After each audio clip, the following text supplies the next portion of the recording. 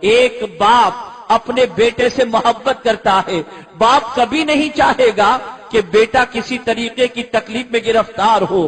ماں اپنے بچے سے محبت کرتی ہے، ماں کبھی نہیں چاہے گی کہ بیٹا یا بیٹی کسی تکلیف میں گرفتار ہو۔ یہی وجہ ہے کہ ایک باپ کی زندگی کا آپ جائزہ لیجئے، ایک باپ کی صبح و شام کا جائزہ لیجئے، ایک باپ کی نشست و برخاست کا جائزہ لیجئے، ایک باپ کی عادات کا جائزہ لیجئے، ایک باپ کے ارمانوں کا جائزہ لیجئے، تو آپ محسوس کریں گے جیسے ہی وہ شخص جس کے گھر بچے کی ولادت ہوتی ہے، اب بچے کی ولادت کے بعد، باپ بن جانے کے بعد ایک باپ کی پوری توجہ اپنے بیٹے پر لگ جاتی ہے۔ اب وہ نہ بیٹے کو بیمار دیکھ پاتا ہے، نہ بیٹے کو تڑپتا دیکھ پاتا ہے، نہ بیٹے کو تکلیف میں دیکھ پاتا ہے، نہ بیٹے کو مصیبت میں دیکھ پاتا ہے۔ ادھر بچہ تڑپتا ہے، باپ بے چین ہو جایا کرتا ہے۔ یہ باپ ہی کی تو محبت ہے کہ صبح سے لے کر رات تک ہزارہ صعوبتوں کو برداشت کرتا ہے، کبھی دھوپ برداشت کرتا ہے، کبھی رات کی نیندیں قربان کرتا ہے، کبھی ٹھنڈی کو برداشت کرتا ہے، اور محنت و مشقت کر کے، کبھی وطن قربان کر کے پردیس کی زندگی کاٹتا ہے۔ پوچھو اس باپ سے تمہاری تمنا کیا ہے تو جواب دیتا نظر آئے گا، میں اس لیے محنت کر رہا ہوں تاکہ میرے بیٹے کا مستقبل تابناک ہو جائے، میں اس لیے قربانیاں دے رہا ہوں تاکہ میرا بیٹا اطمینان کی زندگی گزارے۔ آج زمانے میں باپ کو آپ دیکھتے ہوں گے کہ خود پیوند والا لباس پہنے گا لیکن بیٹے کے لیے اچھے لباس کی فکر رکھتا ہے، خود بھلے پڑھا لکھا نہ ہو لیکن بیٹے کی پڑھائی کے لیے جد و جہد کرتا ہوا نظر آئے گا، خود کرائے کے مکان میں بھلے رہتا ہو لیکن بیٹے کے مستقبل کو سوچ کر اس کے لیے اس کے ذاتی مکان کی کوشش کرتا نظر آتا ہے۔ دنیا کے ہر باپ کی زندگی کا جائزہ لو، ہر باپ اپنی اولاد کے لیے فکر مند ہے۔ باپ اپنے بچے کو تکلیف میں نہیں دیکھ سکتا، بچہ بیمار ہو جائے اور باپ کی پوزیشن ایسی نہیں کہ اپنے بچے کے علاج و معالجے کے لیے رقم فراہم کر سکے، تو یہی باپ کبھی بہت ساری تنظیموں کے پاس جائے گا، بہت سارے افراد کے پاس جائے گا کہ میرے بیٹے کے علاج کے لیے رقم مہیا کرو، اللہ تمہیں جزائے خیر دے گا۔ بہت ساری تنظیمیں کوشش کرتی ہیں، ایک باپ اپنے بچے کی حیات کے لیے، اپنے بچے کی راحت کے لیے، اپنے بچے کے آرام کے لیے قربانیاں دیتا ہوا نظر آتا ہے۔ یہی پوزیشن ماں کی آپ دیکھو، ایک ماں اپنے بچے کی تکلیف کو نہیں دیکھ سکتی۔ ماں کی سچویشن یہ ہے کہ بیٹا روتا ہے تو ماں کی نیند اڑ جاتی ہے، بیٹا تڑپتا ہے تو ماں کی نیند اڑ جاتی ہے، بیٹا دودھ نہیں پیتا تو ماں کی نیند اڑ جاتی ہے۔ اللہ اکبر! ماں اپنے بچے کو راحت پہنچانے کے لیے ایسے کھانوں سے پرہیز کرتی ہے جس کھانے کے بعد دودھ کے ذریعے بچے کو تکلیف پہنچ جائے۔ ماں ہے جس کی ممتا کی پوزیشن ایسی ہے کہ بچے کے سر میں درد بھی گوارا نہیں کرتی، بچے کی تکلیف کو گوارا نہیں کرتی۔ آپ مجھے بتاؤ اے رسول اعظم صلی اللہ علیہ وسلم کے دیوانوں، مجھے ایک ماں کا واقعہ یاد آ رہا ہے۔ اللہ اکبر! ایک بیٹا جو ماں باپ کا بڑا خیال رکھتا تھا، اچانک اس کا دل کسی لڑکی پر آ گیا اور اس کے بعد ماں باپ کے سامنے اس نے اپنی خواہش کا اظہار کیا، ماں باپ نے اجازت دی، لڑکی سے شادی ہو گئی۔ بیاہ کے جب لڑکی گھر آتی ہے تو اس کے ماں باپ کی خدمت بھی کرتی ہے اور شوہر کی بھی خدمت کرتی ہے۔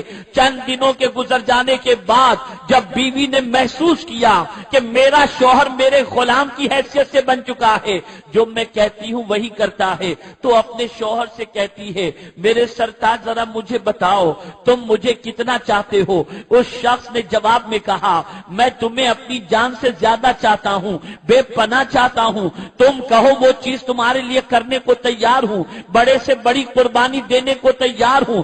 اللہ اکبر! بیوی نے جب یہ سوچا تو پہلا جملہ اپنے شوہر سے یہ کہتی ہے اگر واقعی تم سچی محبت کرتے ہو تو گھر علیحدہ لے لو تاکہ ہم دونوں آرام کی زندگی گزار سکیں۔ میں یہ نہیں کہتی کہ تم اپنے ماں باپ کی خدمت نہ کرنا، جو کماؤ گے اس میں سے ماں باپ کو بھی پیش کرتے رہنا، ان کی دیکھ بھال بھی کرتے رہنا۔ اللہ اکبر!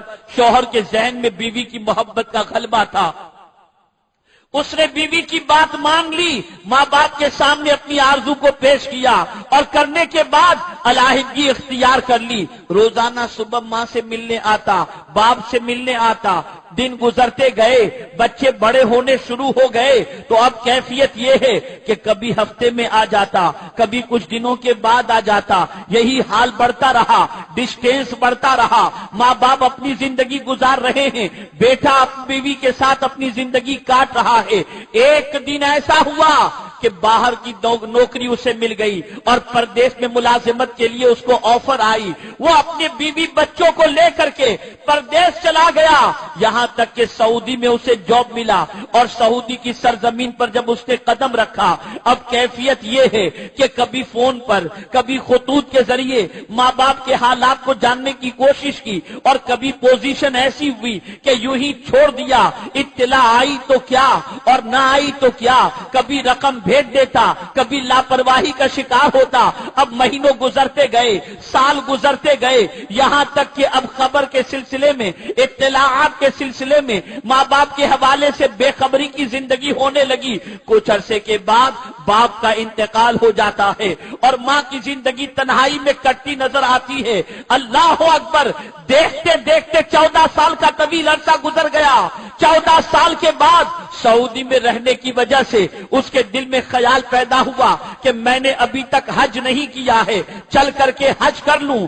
اللہ اکبر، بیوی کو لے کر حج کے لیے روانہ ہوا، لیکن کیفیت یہ ہے کہ جیسے ہی عرفات کے میدان میں پہنچتا ہے، ساری دنیا کی آنکھ میں آنسو موجود ہیں، ہر حاجی رو رہا ہے، عرفات کے میدان میں آنکھوں سے آنسو بہ رہے ہیں، لیکن اس نوجوان کی کیفیت یہ ہے کہ اس کی آنکھ سے ایک بھی آنسو نہیں نکلتا۔ وہ پریشان ہے کہ میرا دل کیا اتنا سخت ہو گیا کہ عرفات کے میدان میں بھی آنکھ سے آنسو نہیں بہ رہے۔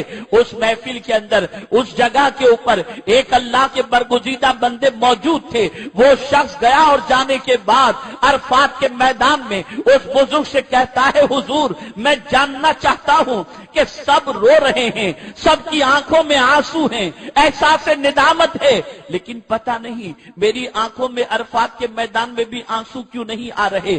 وہ بزرگ تھے، جہاں دیدہ تھے، بصارت کے ساتھ بصیرت بھی رکھتے تھے، ارشاد فرماتے ہیں، لگتا ہے تم نے کسی کا دل دکھایا ہے، اس کی وجہ سے تمہاری آنکھ میں آنسو نہیں آ رہے۔ بس تڑپ گیا، کہا ہاں میں نے ایک کا حق نہیں، دو کا حق مارا ہے۔ میں اپنی ماں سے بے خبر ہوں، اپنے باپ کے بارے میں بے خبر رہا، میں نے یہ حق مارا ہے، اس کی وجہ سے شاید میرا دل سخت ہو گیا۔ اب وہ بزرگ فرماتے ہیں، اگر تو چاہتا ہے کہ تیرا دل موم ہو جائے، اللہ تجھے معاف فرما دے، تو پہلی فرصت میں جا کر کے ماں کے قدموں سے لپٹ جا، اسے راضی رکھنے کی کوشش کر۔ وہ شخص گھر پہنچا اور پہنچنے کے بعد سب سے پہلے رخت سفر باندھا اپنے وطن کے لیے، اور جب وطن پہنچتا ہے ماں کا پتہ پوچھتا ہے، اپنے گھر پہنچا، دروازہ بند تھا، ماں کے بارے میں پوچھا تو پتا چلا فلاں جگہ پر جھوپڑے کے اندر ماں رہ رہی ہے۔ کس کے ساتھ رہتی ہے؟ بتایا گیا اکیلی رہتی ہے، کوئی کھانا دیتا ہے تو کھا لیتی ہے، نہیں دیتا ہے تو بھوکی رہتی ہے۔ اب تو بچے کی جدائی میں روتے روتے اس کی آنکھوں کی بینائی بھی چلی گئی ہے۔ اللہ اکبر، وہ جب ماں کے گھر پہنچتا ہے، دروازے پر دستک دیتا ہے، آواز لگاتا ہے، ماں سمجھ جاتی ہے کہ بیٹا آیا ہے، لیکن ماں اپنے بچے کو دیکھ تو نہیں پاتی، دروازہ کھول کر کے اپنے بیٹے کے چہرے کی طرف ہاتھ بڑھاتی ہے اور کہتی ہے، میرے لگتے جگر، آج میں تجھے دیکھ تو نہیں سکتی، لیکن تیری آواز کو سن کر میرے کلیجے کو بڑی ٹھنڈک ملی ہے۔ اے میرے لگتے جگر، تیرا آنا مبارک ہو۔ اب مجھے موت بھی آ جائے تو مجھے غم نہ ہوگا، اس لیے کہ میرے بیٹے، میں تیرے فراق کے اندر زندگی کے لمحات بہت مشکل سے کاٹے ہیں، تیری یاد مجھے بہت ستاتی تھی، اور ماں اس طریقے سے اپنے بیٹے کے چہرے پر ہاتھ پھیرتی جاتی ہے اور روتی جاتی ہے، اور اسی عالم کے اندر ماں کی روح پرواز کر جاتی ہے۔ بتانا یہ مقصود ہے کہ ماں اپنے بچے سے کتنی محبت کرتی ہے۔